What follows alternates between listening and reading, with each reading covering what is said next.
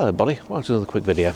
Weren't planning on doing too much this week, but because we've had sort of reasonably cold weather, we've got a few sort of frosty areas around. I thought, right, we'll pop up to one of the local woodlands, have a bit of a wander around.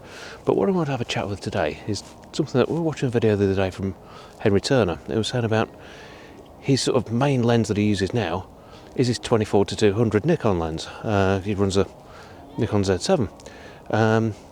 Just want to have a bit of a chat with that because I think I agree with him on the fact that it becomes your sort of general go-to lens.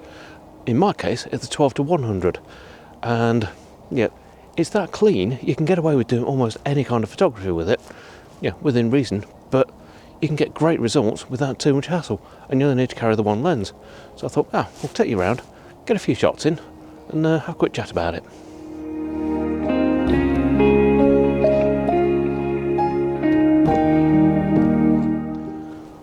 Yeah, so the 12-100 is the sort of thing that, when I first bought it, I'd read a couple of reviews, and the review said, yeah, it's a great lens, gives you great results. What I wasn't expecting is the level of quality from it and the versatility from it. I've actually got the sort of 30mm macro. Always tend to carry it with me because it's not a lightweight lens, but I hardly ever use it these days. Unless I need to get really, really close in, it's something that, sort of f4 on the 1200 gives me a reasonable enough result. It's not something I sort of have to sort of go wrong. Yeah, got to get the macro out for this, just get the depth of field. It's great at f4, it gives you a lovely depth of field and a really nice crisp image. Likewise, you're going out and about, you want to get some sort of landscape shots, it's perfect. f4, f8, you can get almost everything in the frame nice and tidy, nice and sharp, and it just becomes like a perfect be-all and end-all lens. I wasn't expecting it like that at all. I was expecting to have a lens that I could take out and about, but it wasn't really going to be sort of my main lens. But it's gone that way so much so I've actually sold the 12-40 f2.8 that I had when I bought the OM1. Really didn't sort of see any need to use it. I've also got rid of the 14-150. Again, never used it since I got the 12-100. Yeah, so the focal range that it gives you, 12mm to 100mm on sort of Mark IV thirds, that's a full frame equivalent, 24-200, exactly the same as the Nikon lens. And it gives you wide enough at sort of the wide end and telephoto enough for most things at the close end. It's the sort of thing that I've not really sort of needed a lot of the time, any of the sort of the larger lenses that I've got. I've got the 300mm f4 Pro, and I've got the 40-150 f2.8 Pro as well. But I don't tend to use them that much because, like I said, most of the time this is on the camera. It's become almost like sort of a classic sort of go-to lens. I did use the macro lens this morning, just because I wanted to get really, really tight in on stuff. The 30mm macro, the close-up imagery you can do, you can be like sort of 10mm off the end of the lens and get some fantastic results from it. It's a completely different sort of shooting experience though. Especially one thing that I have noticed with using the 12-100, very noisy crow, I've become very used to having the Sync IS running, and it's very strange because I can get ridiculous handheld shots. I'll put a shot up now that I took in the Lake District.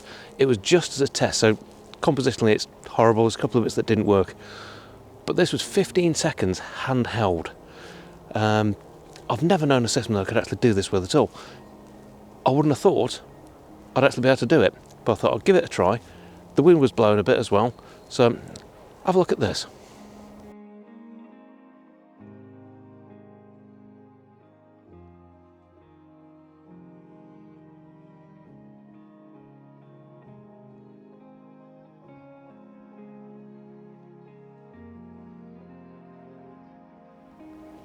So with having this level of stability on the lens, sort of paired up with the body of the camera, basically I've never really used the tripod anymore.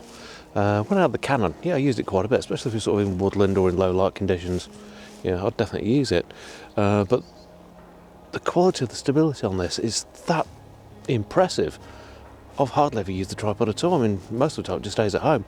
We do keep one of the smaller ones in the van, one of the sort of the lighter weight ones. But it's the sort of thing that, like I say, it's rare I even bother. It's mad.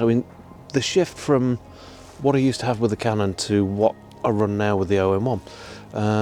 It's night and day completely. I mean, I will be doing a video soon as for my sort of current kit for 2023 that I'm running.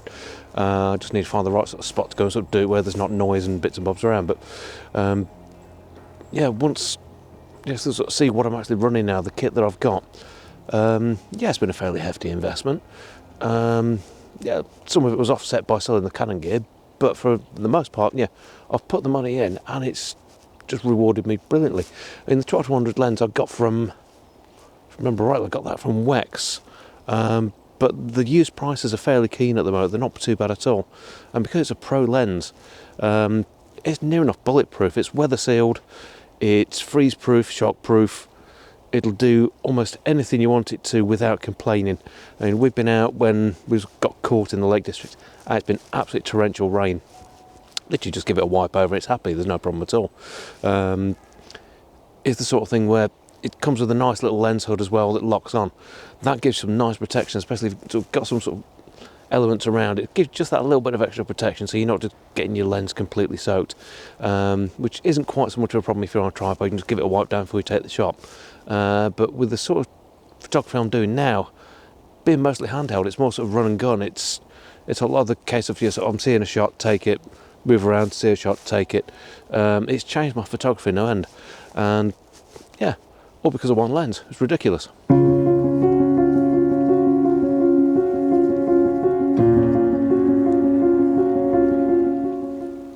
Obviously there are times when I do need to swap lenses, like I'm doing wildlife, really need the 300 on or the 40 to 150. If I'm doing proper hard macro, where I need to get really tight in, yeah, you need the macro lens. One lens I'm quite interested in actually that OM System have just released is the 90mm macro, and looking at the specs I think that's actually a pro grade lens. So it actually comes with the Sync IS, which would be really nice to do in handheld focus stacking.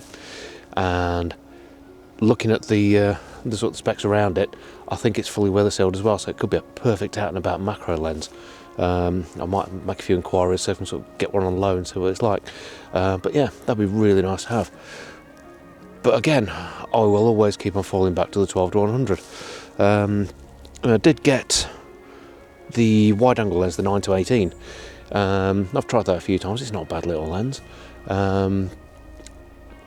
The problem is I've been spoiled by the quality of the Pro Glass, and it's that sort of thing where a standard sort of Olympus lens is really nice. The Pro Glass is extremely nice. It sort of spoils you a bit with it, and this being sort of Pro Glass, it really does sort of move the bar up quite well. Is it as clean as the 1240 was? Maybe not perfectly, but unless you're deep in pixel peeping, you just can't tell the difference. A general shot, even sort of, we've got an A3 Plus printer. Yeah, I'll start again. We've got an A3 Plus printer. That's really difficult to say when it's cold. Yeah, on there, they're completely sort of crystal clear images. You can't really sort of discern any sort of difference between the 12-40 2.8 and this 12-100. So yeah, not much difference in it at all.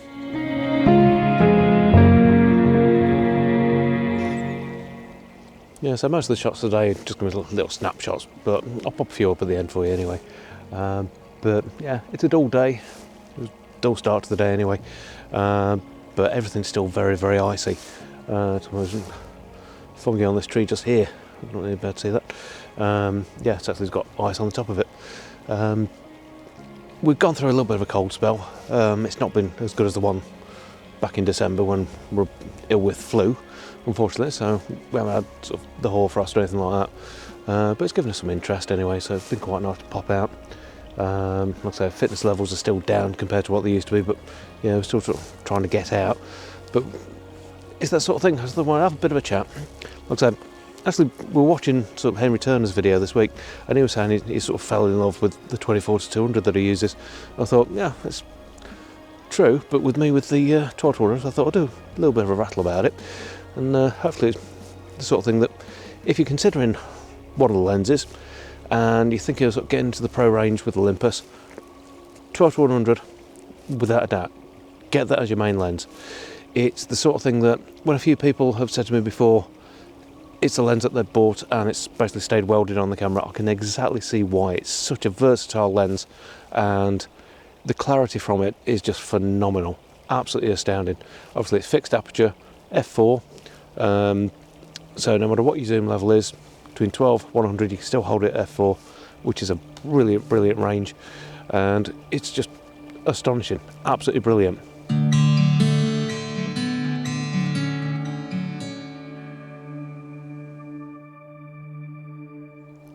So there you go, that's my thoughts on a sort of a be all and end all, always go to lens, which for me is the 12 to 100. Do you have one? Do you have a lens that you always sort of tend to go out with? Or is it something that you're looking at getting, you've got a mixture of lenses and you want something that you can sort of just take out and about? I mean, I will admit the 12 to 100 isn't a light lens. Obviously it's not something that's sort of as heavy as somewhat the 300, but it's got a reasonable heft to it, but it balances fairly well on the OM1. But it's the sort of thing that I can just chuck in the bag. I know whatever sort of conditions I've got, I should be able to get a reasonable shot out of it, and it's nice and versatile. I mean, I'm basically just distracted at the minute because I'm just watching some birds that are feeding right next to me. I wasn't expecting that. But yeah, let me know in the comments, is there a lens that you love and you always take out with you? Going to be sort of doing some more bits and bobs. Like I say, I will do that sort of what I'm using for 2023, so I'll give you an insight of what sort of kit I've bought, what I'm going to be using through the year. But for now, we'll leave it there, because frankly I've got a cup of coffee calling me and I think it's about time with how cold it is. But yeah, if you've enjoyed the video, please do give us a big thumbs up, really helps out, and if you're not subscribed, please do hit that subscribe button. But for now, we'll leave it there and we'll see you again on the next one. Take care.